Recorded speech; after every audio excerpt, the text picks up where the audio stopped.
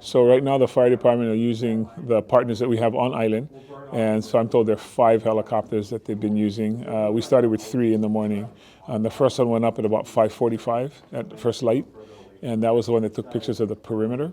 And then he was coordinating the other 2 helicopters with the water drops, and so now I'm informed that they're up to 5 of those. The state assets I'm talking about are the National Guard, Chinook and Black Hawk. They belong to the Hawaii National Guard. I know people consider military as federal, but they actually are state employees. And so they brought them over from Oahu this morning. General Howard and I discussed this last night about them being available and ready today. So at the very least, the agreement was to bring them here and just pre-position them on Maui in case they were needed. So they got here while the other 5 are already in a rotation. So I guess at some point, if they're gonna, switch them out and have them get in the rotation to continue to put water on the fire. I've only seen aerial sort of topographical map pictures, so I don't know exactly what it is, but I understand they're inaccessible areas. So actually, even if we had fire hydrants or other things, the fact of the matter is probably these helicopters are our best tool to use because of the location of the fires and the quantity that they can put on there.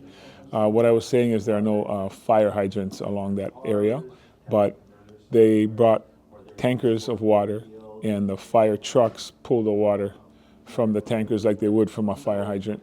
So they have to be refilled, but I want to say there's 7 of them in the rotation, and as Chief said earlier, that's the most they've ever used in a fire of this size. So we're making sure we have redundancy, make sure we have enough, make sure we don't have to stop and refill while the fire is growing. So I think what that shows you is sort of a leapfrog effect of just one filling the other, and then go out and refill, come back up again.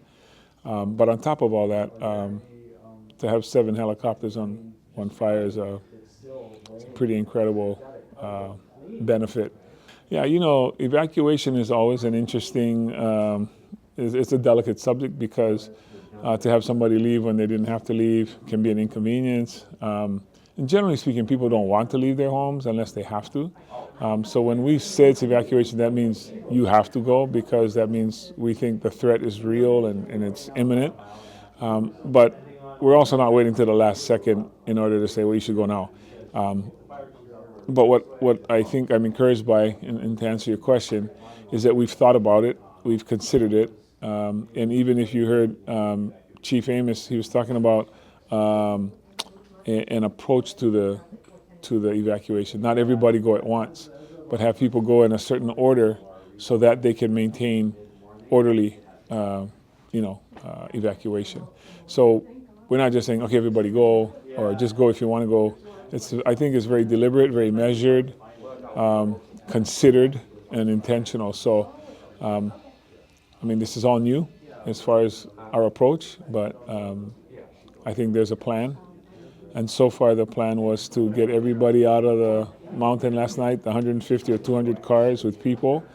That was probably our biggest challenge last night, trying to get them through this smoke and fire and get them out of there so not spending the night up at Haleakala. And then the fire themselves, we couldn't get much water on it, at least not from the air. So that was also a challenge, and our hope was that it wouldn't spread too much. And our estimate last night was that it was about 500 acres, and this morning when it was measured, it was 410 acres. So, that was encouraging, and then to just stop it from growing. Again, I'm not the firefighting expert, but yeah, I trust in our team. I trust in everybody who came to help. So the reason I feel confident is because we do have all this support from outside of the county, within the county.